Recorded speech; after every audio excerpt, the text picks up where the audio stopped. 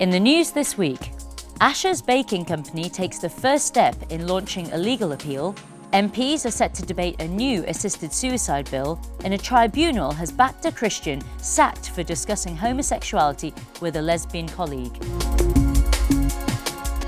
Hello and welcome to this week's news bulletin from the Christian Institute.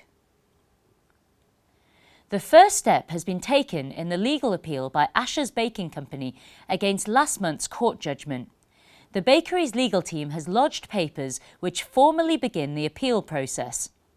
The grounds for appeal include questioning whether the judge was correct in saying that the bakery had discriminated on the grounds of sexual orientation, religious belief or political opinion. Simon Calvert, Deputy Director for Public Affairs at the Christian Institute, said most people think the ruling should be overturned. There is huge public support for an appeal, and it is vitally important that the higher courts consider this issue. Sir Patrick Stewart has stood by his defence of Asher's on BBC Two's Newsnight last week in the face of personal attacks from LGBT supporters. In a post on his Facebook page, the actor stressed that his support for the MacArthur family's stand was based on the fundamental right of free speech. Responding to accusations of being anti-equality, he wrote, "In my view, this particular matter was not about discrimination, but rather personal freedoms and what constitutes them, including the freedom to object. Both equality and freedom of speech are fundamental rights, and this case underscores how we need to ensure one isn't compromised in the pursuit of the other." No date has yet been given for the appeal. Labour MP Rob Marras has taken up the campaign to introduce assisted suicide and will bring a private member's bill to Westminster in the coming weeks. Marras says he wants to see a compassionate assisted suicide law passed by Parliament, but Nola Leach, Chief Executive of Christian Action Research and Education, said it is always better to care, not to kill. Downing Street has made it clear that the bill will not be given government support. David Cameron made his own views known during Prime Minister's questions. Any move to legalise assisted suicide is viewed with the utmost concern by disability groups and others who fear that it could pressurise the vulnerable into making decisions that are not in their best interests.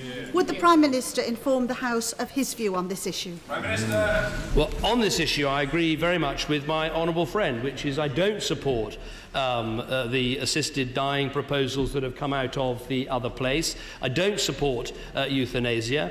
I know there are imperfections and problems with the current law, but I think these can be dealt with sensitively and sensibly without having a new law that actually brings in euthanasia. And as she says, I think the problem is the pressure that is then put on frail elderly people to take a decision that actually they might not want to go ahead with.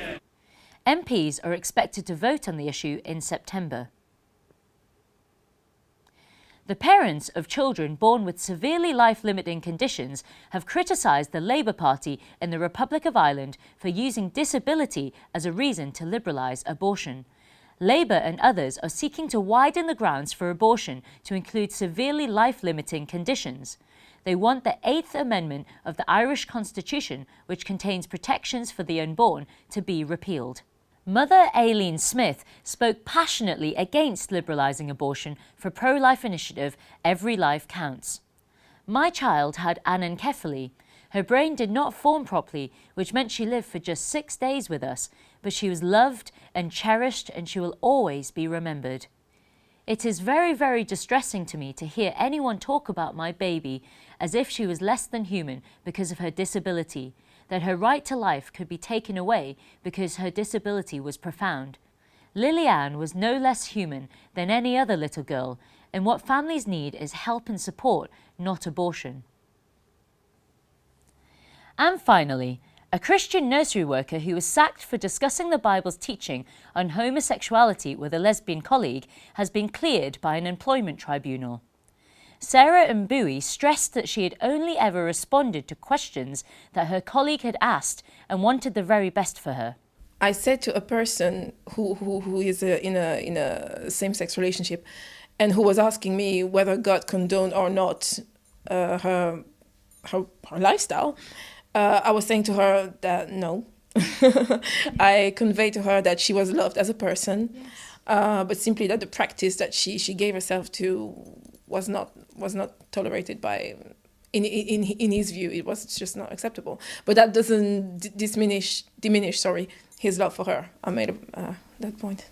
The tribunal ruled that in dismissing her, the nursery discriminated against Mbui on the basis of her religious beliefs.